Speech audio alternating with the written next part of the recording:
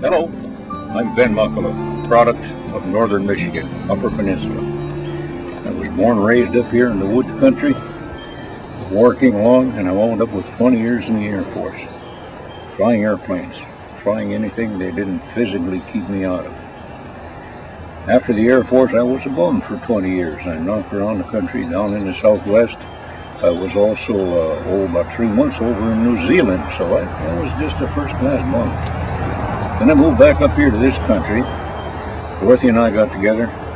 We sailed a boat down the Mississippi River. We moved into a little cabin in the woods up in northern Michigan and lived there for 2 or 3 years, year-round, winter and summer, back 2.5 miles from anybody. While I was back there, I got the idea that if I could write about some of the things that were happening to me in the woods, and if the people who read that enjoyed it half as much as I did living it, boy, we could enjoy it all again, they and I both. So I started writing articles for the local mining journal. And as it turns out now, I've been writing articles for them for 15 or 20 years. They've been awful good to me about it, put up with some of my fumbling and misspelling probably, but they printed those articles. And the folks up in Big Bay then said, we need a touring guide for Big Bay. Big Bay is a little town about 25 miles north of Marquette.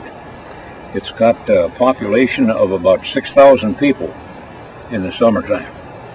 In the wintertime, it's got a population of about 600.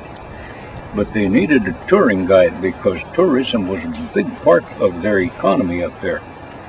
So I wrote a touring guide, and we gave it a shot, put it out there, and by golly, it did really well. So I got all carried away with this and thought, by gosh, I'm going to try writing a book. So I wrote a book. It's on the back road there called Come On Along. And what it is an invitation for you to come up to the woods in Upper Michigan where Dorothy and I were living and experience a little bit about how life was up there. Now, this isn't about cooking or cutting wood or things like that. This is about the animals that were our neighbors, the seasons of the year, some of the people we met along the way, some funnier than others. And that book went well. So I bought another book out called Copper, Timber, Iron, and Heart. Now that one is about the blue-collar grunts that built Upper Michigan. Now we needed the money, and the money came from back east, and I'm not knocking the guys with the money.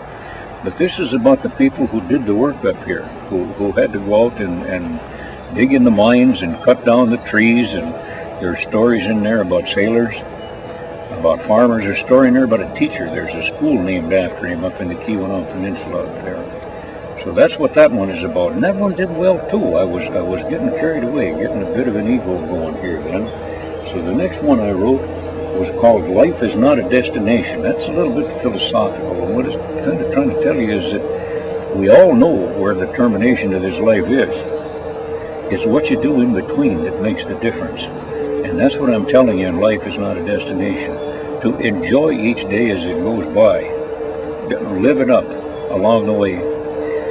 We were going to book shows and selling these in some of the book shows, and some of the people in the book shows were asking me, golly, they said, I've read some of your articles in the mining journal. Do you have a book that has some of those articles in it? So I came out with a book called Thoughts Along the Way, which is a collection of some of the articles that I've had printed in the mining journal. And that one too has been doing well. Now, which one did I miss here? I guess I got them all along the way right here.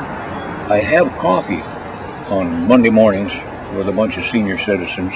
And you know how it is with older fellas sitting around coffee. They begin to lie to one another about how great you used to be in the world, and you really weren't as great as the stories make it out to be. But so what? It made a good story anyway.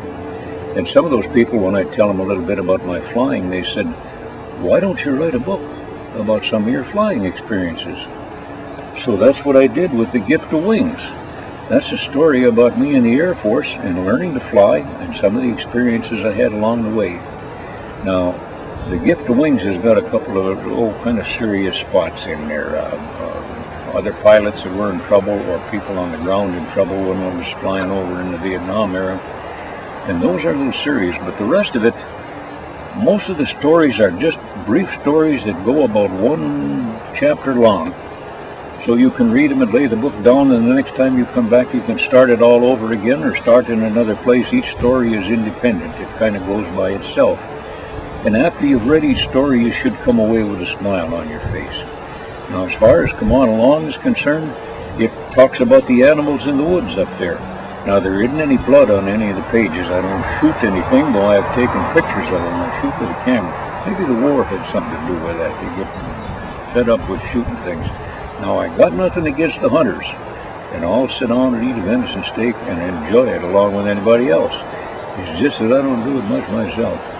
In fact, I can let you know a little secret. I've got a Geo Tracker that I drive around in. I like that because it's got the four-wheel drive. And there's a cobweb in there on the instrument panel to the area just over the windshield. And there's a spider living in that cobweb, and he's been there now for a little better than a week. And so I let him alone. I don't bother him. He doesn't bother me. And he's got a place to live. Maybe he's eating the bugs out there. I don't know. There's another story about animals in the Come On Along. It's called The Cabin Mouse.